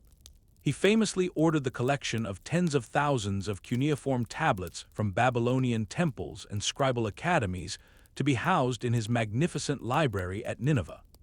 A vast number of the texts we have today, from epic poems and law codes to complex astronomical charts, survived only because of this effort.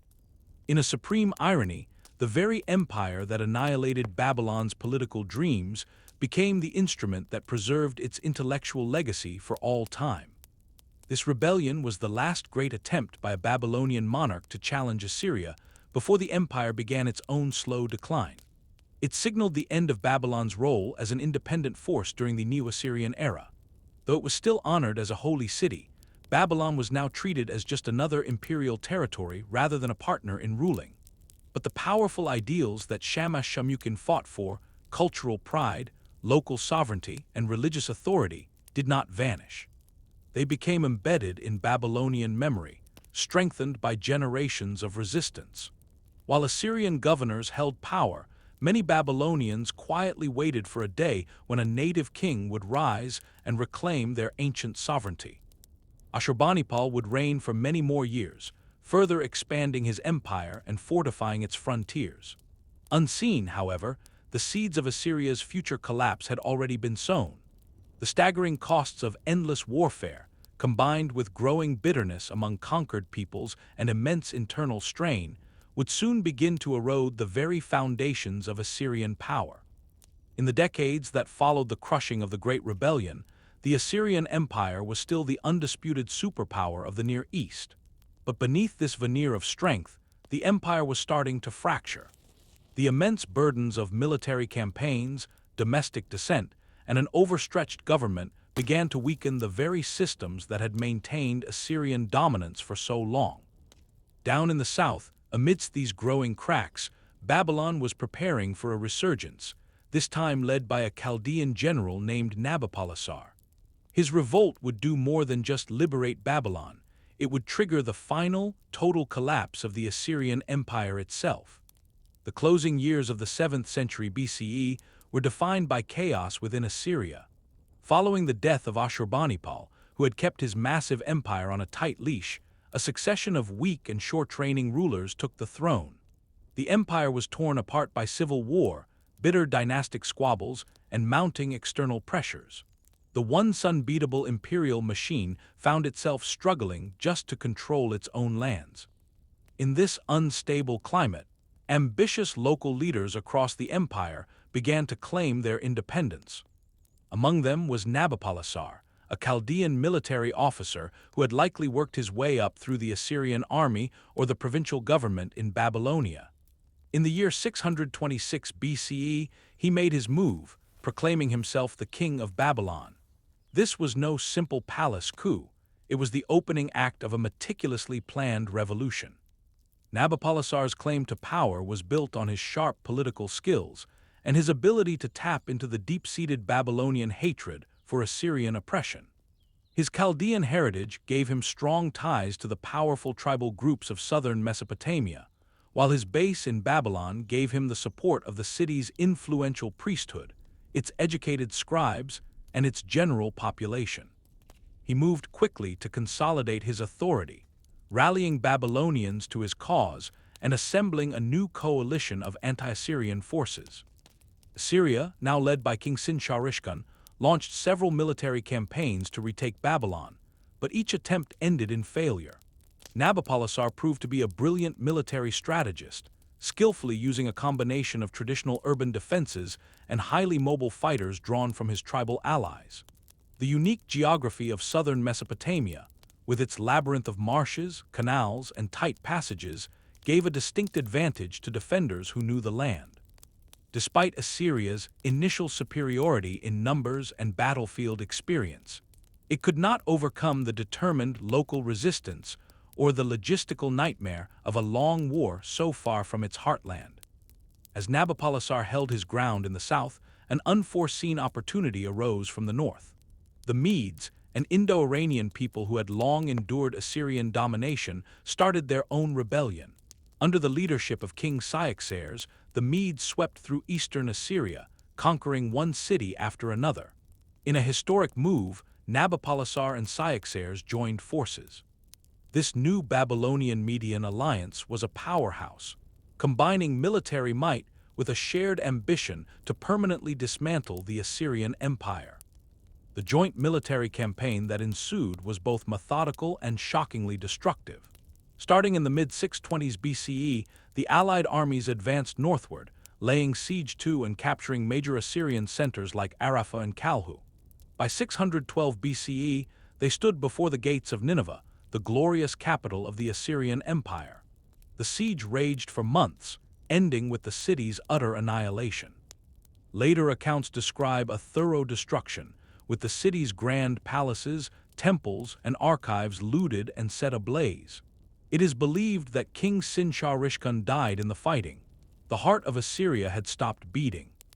With Nineveh's fall, Assyria's central government disintegrated. What was left of the royal family escaped westward, setting up a temporary capital in the city of Haran. But there was no escape. Nabopolassar and Cyaxares pursued them relentlessly, and in 609 BCE, Haran also fell, marking the definitive end of the Assyrian state. The final chapter came when the last remnants of the Assyrian army, now supported by their Egyptian allies, tried to make one last stand. Egypt, hoping to preserve a buffer state against the rising power of Babylon, had sided with the Assyrian survivors. But the combined forces of Babylon and the Medes were unstoppable. In a series of final battles across northern Syria and along the upper Euphrates, the last vestiges of Assyrian resistance were finally extinguished. With Assyria utterly defeated, Nabopolassar had achieved what generations of Babylonian rulers could only dream of.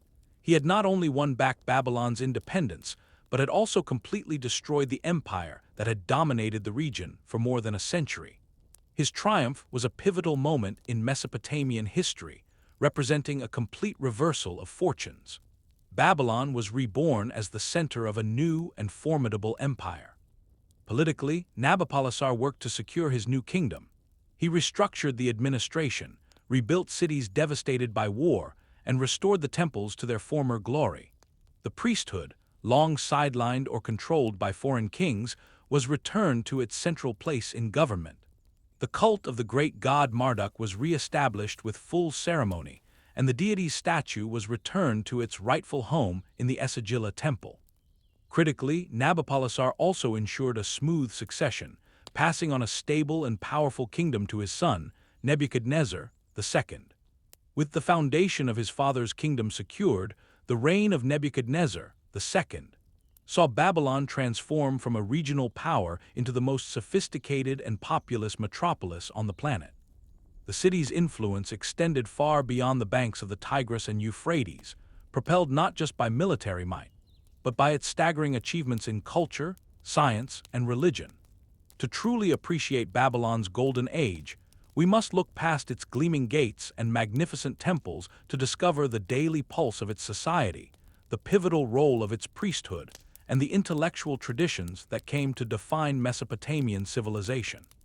At the very core of Babylonian society was its religion, with a complex and diverse pantheon of gods and goddesses woven into the fabric of everyday existence. While the city's patron deity Marduk held supreme authority, he was joined by a whole assembly of divine figures. This included Ishtar, the goddess of love and war, Nabu, the god of scribes and wisdom, the sun god Shamash, who oversaw justice, and the god of wisdom and fresh water.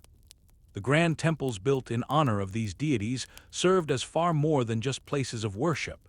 They were bustling administrative centers, major economic engines, and institutes of higher learning.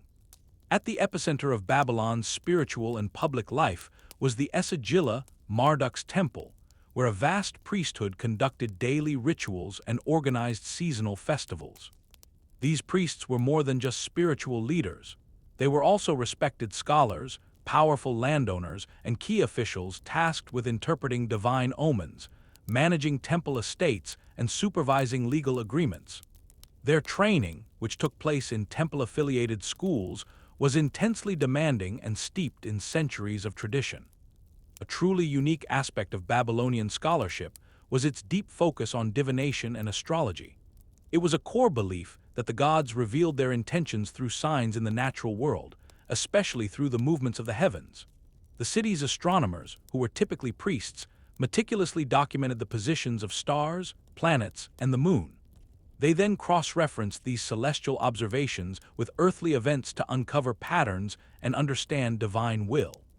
Through this dedicated work, Babylonian astronomers gained an incredibly precise knowledge of planetary motion and lunar cycles.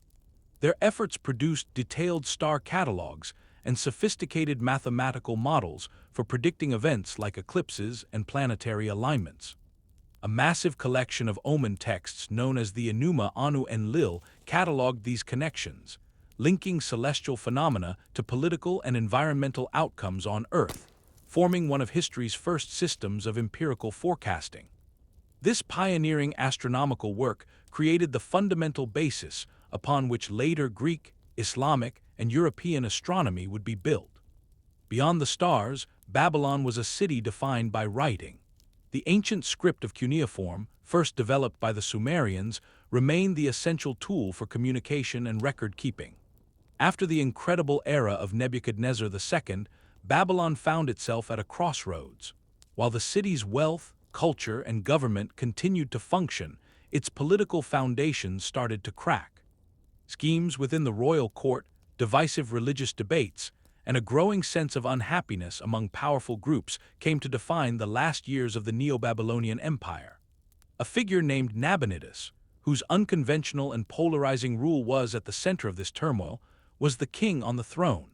His time as king would conclude with Cyrus the Great's stunning and surprisingly bloodless takeover of Babylon, which brought an end to its sovereignty. The story of how Nabonidus became king around the middle of the 6th century BCE remains somewhat mysterious. Lacking any blood connection to Nebuchadnezzar's dynasty, his ascent to power was likely the result of political plotting or the backing of groups outside the established nobility. What is certain about Nabonidus is his scholarly nature, his deep religiosity, and his unusual devotion right from the start to the moon god Sin, whose main centers of worship were in places like Haran. This intense focus on a specific deity immediately created friction. For generations, Babylonian spiritual life had revolved around the god Marduk, and the king's legitimacy was deeply intertwined with rituals at Marduk's temple, most importantly the Akitu, or New Year festival.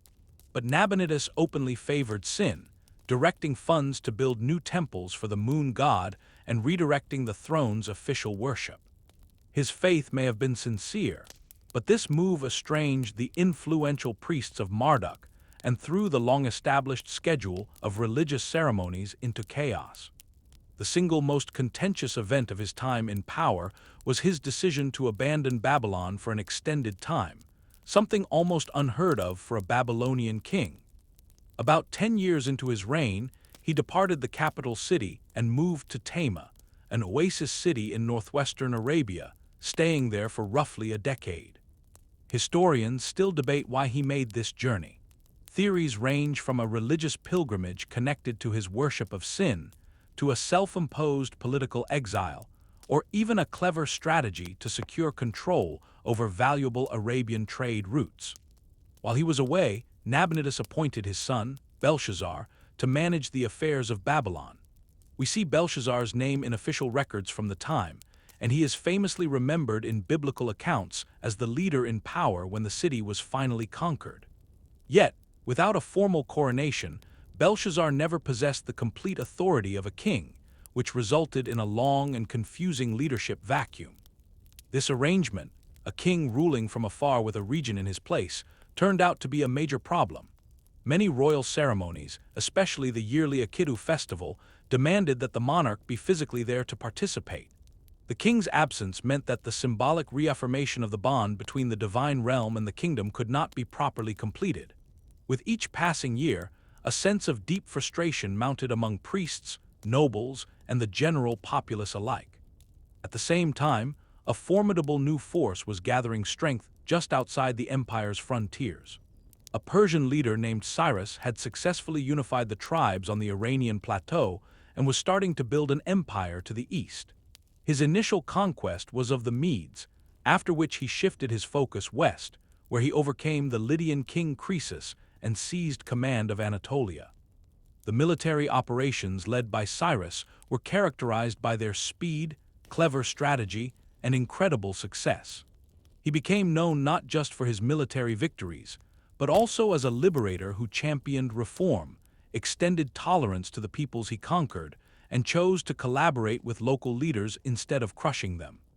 By the time Cyrus set his sights on Babylonian lands, he discovered a populace fractured by internal disputes and largely disenchanted with its monarch.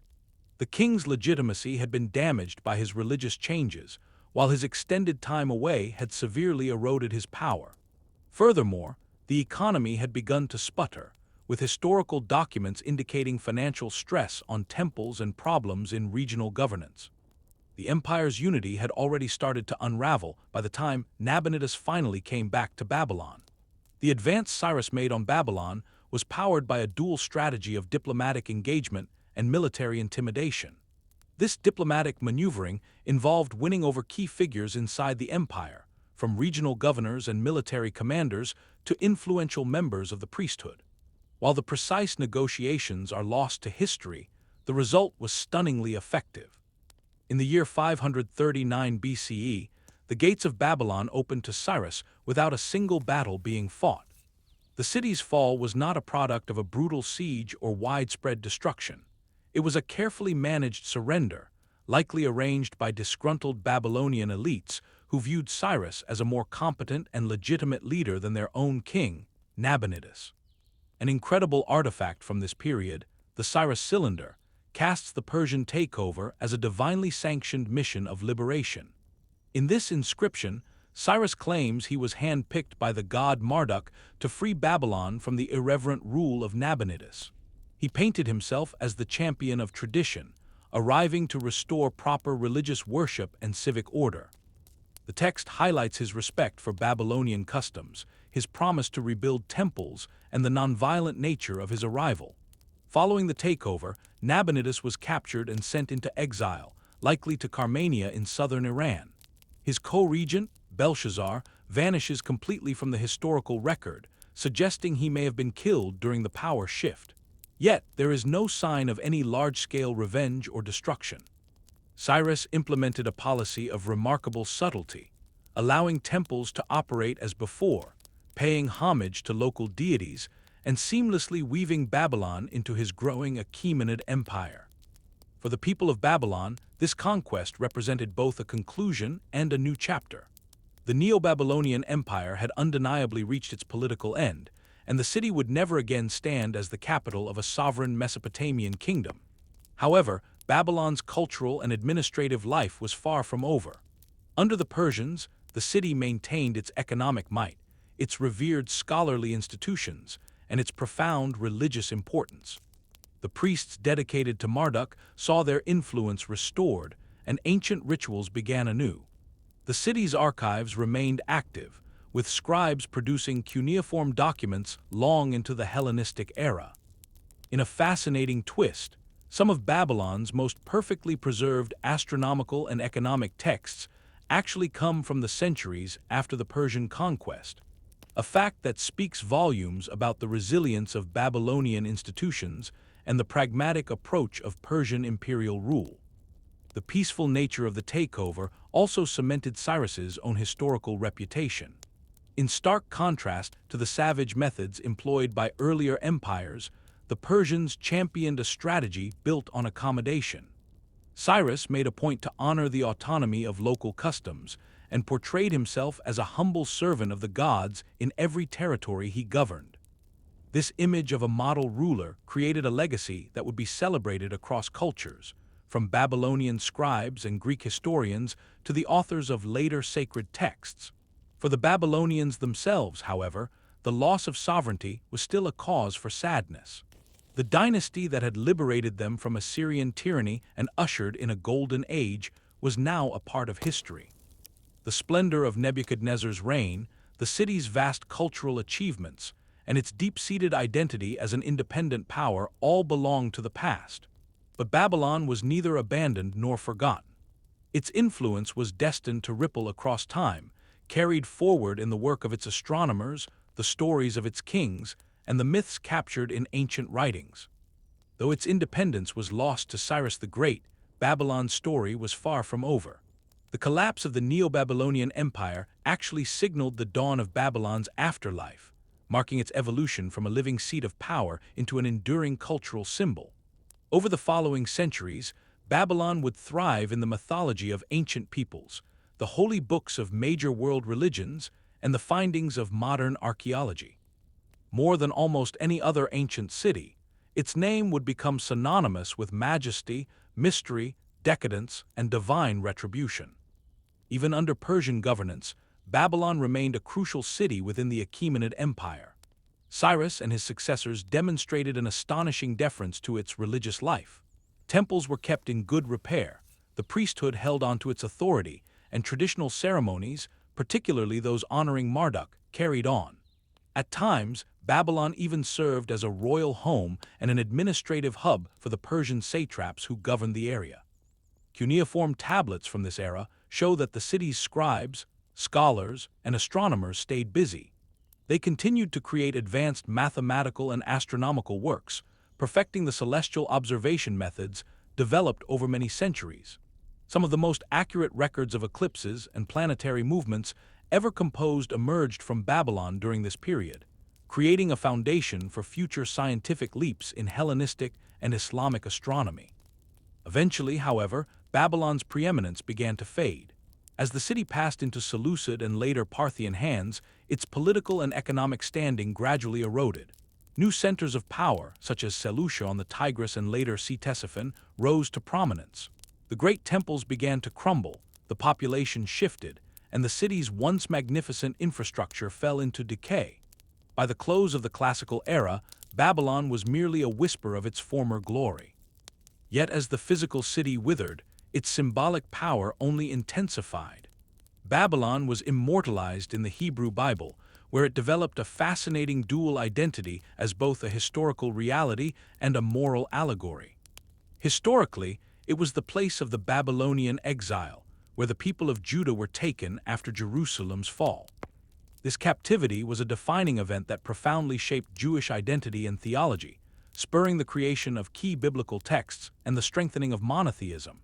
Allegorically, Babylon transformed into a symbol of human arrogance, false worship, and eventual divine judgment. The book of Isaiah prophesies the city's doom in sweeping, apocalyptic poetry, while the book of Daniel depicts it as a stage for trials and revelations, where the faithful must resist a foreign king's decrees. Centuries later, in the book of Revelation, Babylon the Great returns as a powerful metaphor for a corrupt global order destined for collapse. Within these scriptures, Babylon ceased to be just a place. It became an idea, a prophecy, and a profound warning.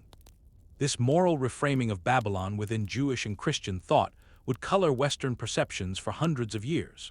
Throughout medieval and early modern Europe, Babylon came to represent the very opposite of divine order, a city defined by sin, hubris, and an inevitable downfall.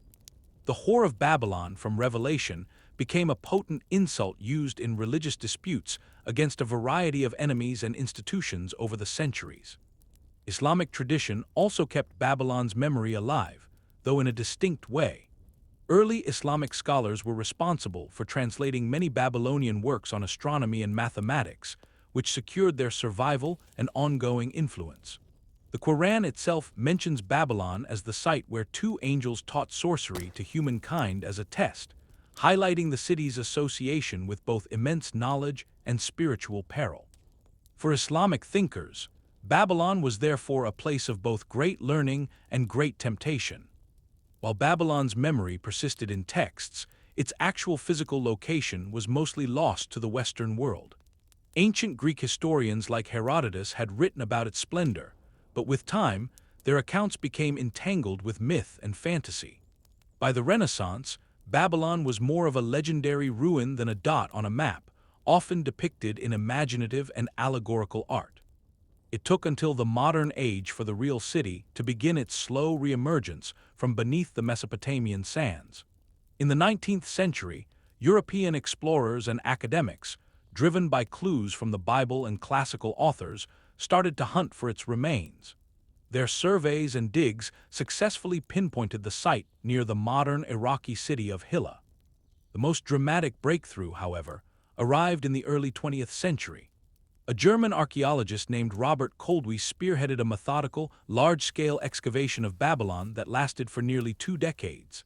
His team's work uncovered monumental structures that perfectly matched ancient descriptions, including the foundations of the Ishtar Gate, portions of the Processional Way, the remnants of colossal walls, and the layouts of palace compounds.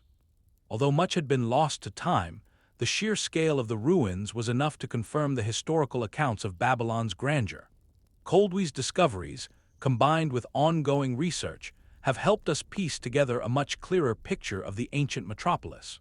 Many artifacts were moved to European museums, with the most famous example being the Ishtar Gate, which was meticulously reconstructed in Berlin's Pergamon Museum. While this practice is now a subject of intense ethical debate, it undeniably focused a new wave of global attention on Babylon's legacy. Throughout the 20th and 21st centuries, Babylon has remained a focus of both scholarly fascination and political turmoil. The site has suffered damage from neglect, looting, and even military occupation during periods of conflict in Iraq. Despite these challenges, major efforts have been made to preserve and restore what remains, culminating in its designation as a UNESCO World Heritage Site in the early 21st century. Today, Babylon exists as a paradox. It is simultaneously a physical ruin and an immortal symbol, a once vibrant imperial capital, and a timeless metaphor for human ambition, memory, and failure. The city represents the pinnacle of ancient science, law, and art, while also standing as a cautionary tale in religious and moral traditions. Its legacy lives on not just in ruins and books, but in our very language.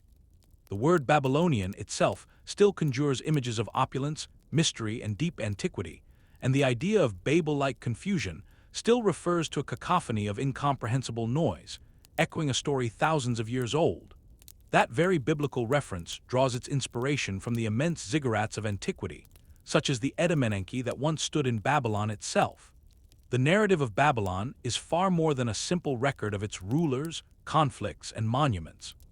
It is a tale of endurance and transformation, of empires that were brittle and a culture that was resilient, and of human aspiration constantly molded and frequently humbled by the passage of time.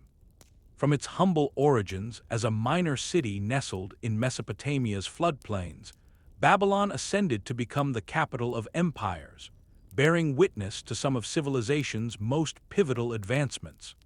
Across more than a millennium, Babylon underwent a profound evolution, appearing in many forms: a regional force under Amorite kings, a benchmark for law and governance under Hammurabi, an emblem of defiance for Chaldean leaders, and ultimately, a prized jewel in the crown of the Persian Empire. Each new stage integrated the elements of its past while skillfully navigating new circumstances.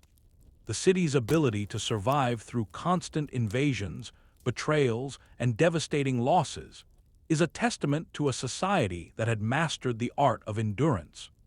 Babylon's legacy is also rooted in its institutions. While many ancient powers vanished entirely, Babylon created sophisticated systems of law, writing, astronomy, and religion that long outlasted its political autonomy. The cuneiform tablets documenting astronomical observations, the legal principles carved into stone, and the sacred myths meticulously copied by scribal generations were more than mere instruments of administration or faith. They were mechanisms of collective memory. These innovations allowed the city's influence to resonate for ages after its armies had been defeated. Several timeless lessons can be gleaned from Babylon's long history. The first is that while empires are fleeting, culture possesses a remarkable longevity. The Babylonians found themselves governed by Amorites, Kassites, Assyrians, and Persians, yet each new power, to varying degrees, assimilated Babylonian customs, revered its holy temples, and protected its intellectual heritage. Even the conquerors understood that Babylon's true worth was found in its ideas, not merely its fortifications and riches. A second insight reveals that political authority is inherently fragile when it lacks legitimacy. Again and again, Babylon rose up against foreign potentates who disrespected local traditions or religious sensibilities. Rulers who attempted to wield power without the blessing of the temple hierarchies or the goodwill of the people were destined to face rebellion. This dynamic between governance and consent, between political maneuvering and cultural acceptance, has lost none of its relevance. Third, the power of memory itself cannot be overstated. Babylon transcended its physical form to become a potent symbol. For some, it stood as a warning of divine retribution against human arrogance. For others, it was a lost paradise of wisdom and splendor. Its powerful image, even when filtered through myth and distortion, influenced religious doctrine, artistic expression, and political discourse for centuries. The way people chose to remember Babylon profoundly affected how subsequent cultures perceived their own position in the grand sweep of history. And finally, Babylon's story is a crucial reminder of the sheer complexity of the ancient world. All too often, we reduce early civilizations to simplistic caricatures of cruel despots, stagnant societies, or moralistic fables. The genuine Babylon was neither a perfect utopia nor a monstrous tyranny. It was a vibrant, deeply human society of thinkers and artisans, administrators and farmers, poets and priests, filled with all the aspirations, contradictions, and limitations that humanity entails. Today, the weathered ruins of Babylon persist in the Iraqi desert, bearing the marks of centuries and the scars of modern conflict and neglect. And yet, Its name thrives in our literature, our languages, and our collective consciousness. Scholars are still deciphering its ancient texts, artists and authors are continually reimagining its stories, and historians continue to debate its significance. Ultimately, Babylon serves as a powerful reminder that while civilizations will inevitably rise and fall, the ideas they contribute can achieve a form of immortality. Its legacy challenges us to consider not just how power is won and lost, but how knowledge is safeguarded, how identity is maintained, and how the faint echoes of the past never cease to shape our understanding of today.